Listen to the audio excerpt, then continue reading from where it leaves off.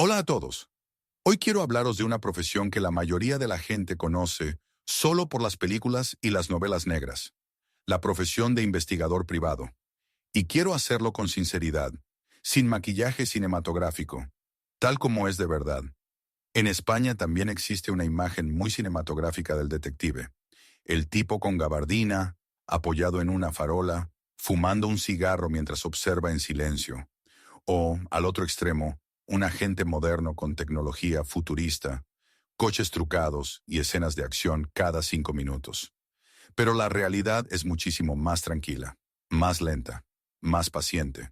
Y al mismo tiempo es una profesión más profunda, más inteligente y mucho más interesante de lo que parece. Cuando me mudé a España, supe que si alguna vez tenía la oportunidad de empezar mi vida desde cero, lo primero que quería intentar era convertirme en investigador privado.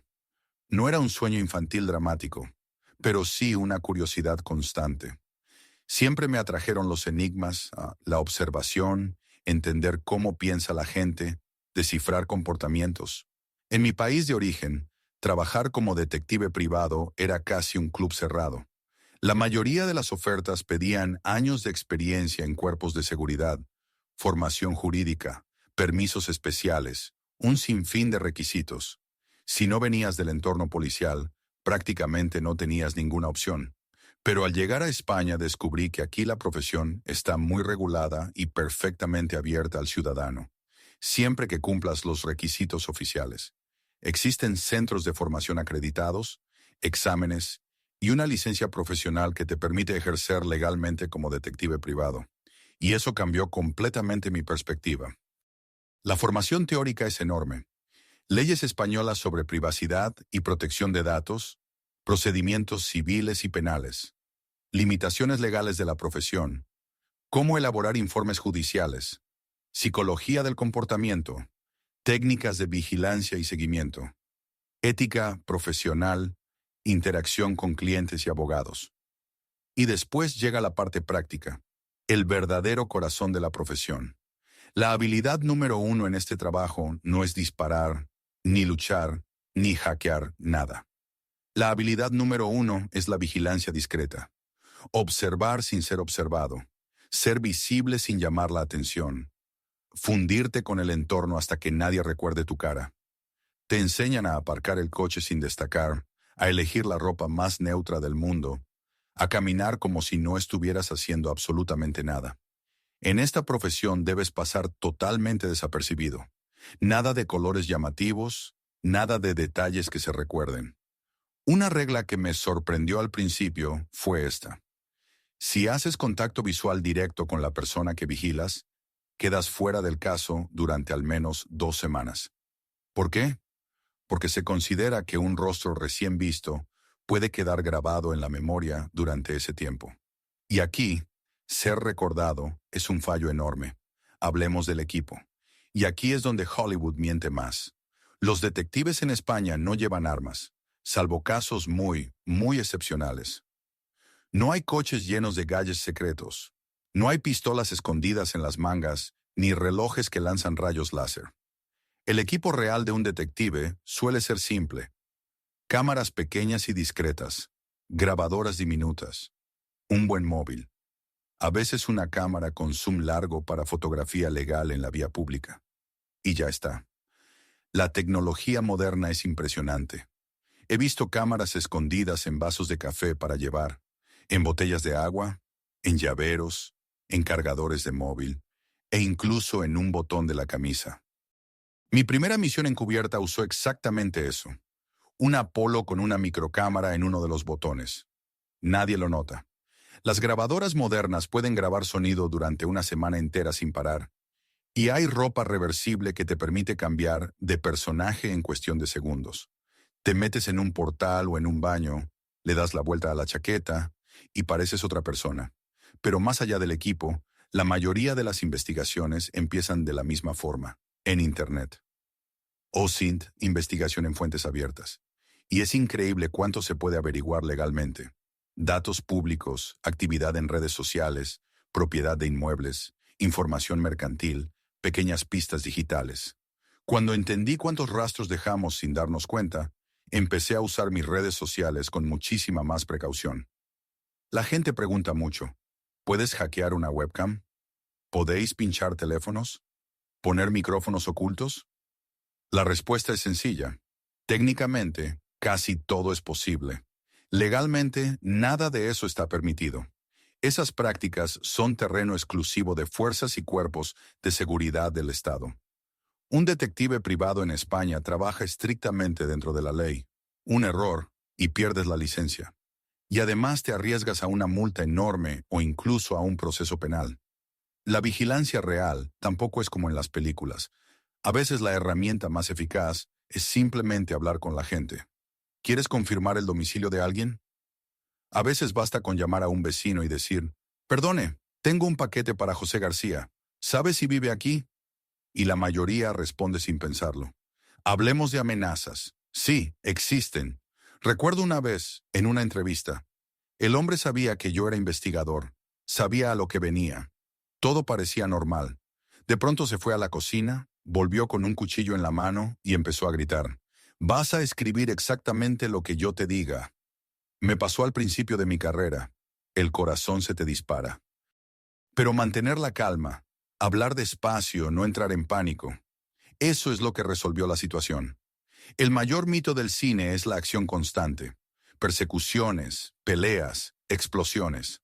La realidad es que si llegas a un enfrentamiento físico, ya has cometido un error. Un buen detective nunca debe llegar a ese punto. También tuve casos muy duros emocionalmente. Uno relacionado con la muerte de un menor, por ejemplo. Son cosas que te marcan para siempre. Y luego está mi primera misión encubierta. Tenía 20 años. Me asignaron una esposa para la cobertura. Una mujer que no conocía de nada. Según la historia, yo tenía 26 y ella 24, aunque en realidad ella era bastante mayor. Nuestro objetivo era entrar en un lugar y grabarlo todo con la cámara escondida en mi camisa. Recuerdo estar delante de la puerta pensando, esto es real, otra identidad, otro idioma, otro país, y lo estoy haciendo de verdad. Me temblaban las manos, pero también era emocionante. Era como vivir en primera persona aquello que siempre imaginé desde fuera. Continuemos con un tema esencial en cualquier investigación, la conducta humana y la fisiología del cuerpo. Porque tanto si se trata de una entrevista formal como de una simple conversación, mentir siempre genera estrés. Aunque la persona tenga mucha experiencia mintiendo, el cuerpo no sabe disimular tan bien como la mente. Cuando alguien miente, su organismo entra en un pequeño modo alerta. Aumenta el ritmo cardíaco, cambia la respiración, se tensan los músculos, aparecen microgestos involuntarios. Muchas personas se sientan y hacen ese típico suspiro largo. No es relajación, es presión interna liberándose. La boca seca es muy común. Se mojan los labios constantemente, beben agua con más frecuencia, tragan saliva de forma más audible. Pero insisto mucho en esto. Ninguna de estas señales, por sí sola, demuestra nada. No son pruebas, son indicios. Pequeños fragmentos dentro de un puzzle más grande. El trabajo de un investigador privado no consiste en descubrir al mentiroso como en las películas, sino en analizar patrones, coherencia, contexto. No porque alguien se rasque la nariz vamos a concluir que oculta información. Eso es cine, no investigación real. A veces la gente me pregunta por los papeles que aparecen en la pared detrás de mí. Se imaginan mapas de casos, fotos unidas con hilos rojos, un gran mural de teoría criminal. Y sí, podría poner hilos rojos solo para quedar estético. Pero la verdad es que el trabajo real es otra cosa. Documentos, anotaciones, informes, horas de búsqueda, cruces de información y kilómetros de burocracia. Y ya que hablamos de realidad, desmontemos unos cuantos mitos más. Mucha gente cree que la vida de un detective es trepidante. Persecuciones, giros inesperados, acción sin parar. Pero la realidad más frecuente es esta. Vigilancia estática. Esperar, observar, tener paciencia. Mi récord personal fueron unas 12 horas seguidas vigilando. 12 horas sentado dentro de un coche, bajo el sol, mirando la misma puerta, esperando a que un empleado saliera de su trabajo para ver qué hacía realmente después de la jornada laboral. Durante horas no pasaba absolutamente nada, y en esos momentos tu cabeza se llena de pensamientos. Tu vida, tu pasado, tus proyectos, todo. Y a pesar de eso tienes que mantener la concentración, porque ese hombre puede aparecer en cualquier momento, y tienes que reaccionar de inmediato. También están las vigilancias móviles, en coche, que son infinitamente más difíciles y peligrosas. No por la persona vigilada, sino por el propio tráfico. Estás conduciendo, atento a la seguridad vial, y a la vez tienes que mantener la distancia adecuada para no perder al objetivo sin que sospeche. El cerebro va al 200%. Y aquí destruyo otro mito cinematográfico. Los detectives privados no usan coches especiales, ni blindados, ni con gadgets secretos, ni con armas ocultas. El coche ideal es el más normal y corriente que puedas encontrar. Un vehículo común, un color común, algo que no llame la atención. Blanco, gris, negro, los colores más habituales en España. Nada que destaque. La invisibilidad es el arma real. Ahora hablemos de algo aún más importante. Los límites legales. En España, un detective privado puede grabar solo las conversaciones en las que participa directamente. No puede pinchar teléfonos. No puede usar micrófonos ocultos en domicilios. No puede grabar conversaciones privadas de terceros. Y no puede fotografiar dentro de viviendas privadas sin consentimiento. Y si intentas presentar ese tipo de material ante un juez, no solo no te lo aceptarán, puedes perder la licencia, pagar una multa muy seria e incluso enfrentarte a consecuencias penales. Es una profesión en la que un error puede destruir una carrera entera. ¿Y si una persona cree que la están siguiendo? Depende de la situación. Si vas en coche, mira los espejos, observa si el mismo vehículo aparece demasiadas veces, cambia la ruta, entra en una gasolinera, da una vuelta inesperada. Si el otro coche repite tus movimientos, preocupa. Pero recuerda, una vigilancia profesional rara vez se hace con un solo vehículo. Suele haber, como mínimo, dos. Si vas a pie, entra en un portal, en una tienda, en un bar, gira de repente y mira discretamente. No pasa nada por comprobar. Lo que no recomiendo es acercarte a la persona y preguntarle directamente, ¿me estás siguiendo? Eso puede ser muy arriesgado, especialmente en ciertas zonas. Ahora hablemos del dinero, que siempre despierta curiosidad. En España, antes de ejercer, hay un periodo de formación y prácticas. Y durante esa etapa, el sueldo no es para tirar cohetes. Unos 1.400 euros al mes, dependiendo de la ciudad y del centro para el que trabajes. Pero cuando ya obtienes tu TIP, tarjeta de identificación profesional, y empiezas a trabajar de manera autónoma o como colaborador de despachos, los ingresos pueden subir bastante. 2.000, 3.000, 4.000 euros al mes o más, según los casos que aceptes y tu reputación. En esta profesión el boca a boca lo es todo. Un buen detective es recomendado. Uno malo desaparece rápido del mercado. Ahora bien, ¿es una buena profesión? Absolutamente, si tienes el carácter adecuado. Es un trabajo para mentes curiosas, observadoras, pacientes, capaces de analizar y de adaptarse a cualquier situación. A veces tienes que convertirte en otra persona durante unas horas.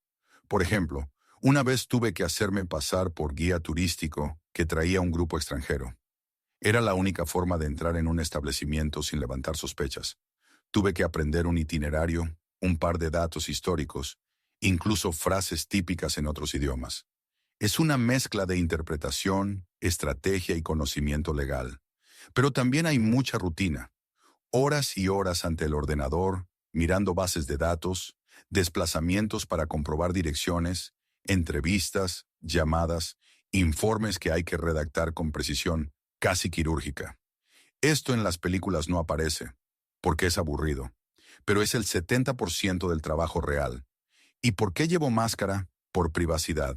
Porque en esta profesión es mejor no exponer tu imagen públicamente.